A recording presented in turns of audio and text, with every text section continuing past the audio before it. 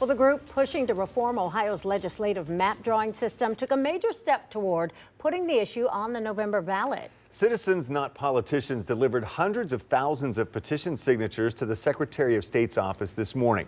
They say their proposed constitutional amendment will end political gerrymandering in Ohio.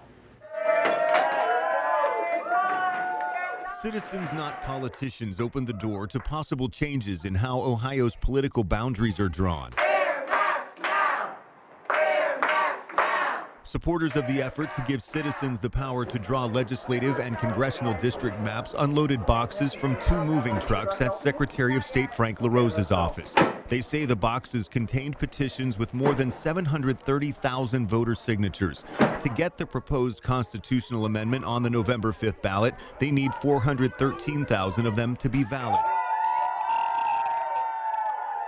Volunteer Abby Buckerfield helped gather the signatures. Putting the maps in the hands of our citizens, not the politicians, to end gerrymandering in the state of Ohio. Let me ask you something.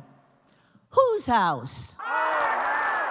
A short time later, a much larger crowd rallied in favor of the ballot initiative at the State House. Because I do believe that gerrymandering is wrong no matter which political side does it. I want a future for my children where every vote counts and every voice is heard. Retired Ohio Supreme Court Chief Justice Maureen O'Connor, a Republican, has pushed for the effort. This constitutional amendment will restore power to Ohio citizens and take away from the self-serving politicians and their lobbyist friends and big money donors. The current Ohio Redistricting Commission is made up of 4 state lawmakers and 3 statewide office holders. The commission draws new maps after every U.S. census. Since the 2020 census, the Ohio Supreme Court rejected 5 state legislative maps and 2 congressional maps as unconstitutionally gerrymandered to favor Republicans.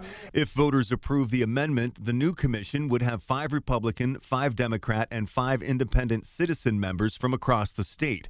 Republican Senate President Matt Huffman opposes the ballot initiative. I think that the people who are making an important decision like this ought to be elected officials who are accountable to the public, not unknown bureaucrats somewhere, someplace. Supporters believe the amendment will pass. The amendment is written in a way to end gerrymandering as quickly as possible.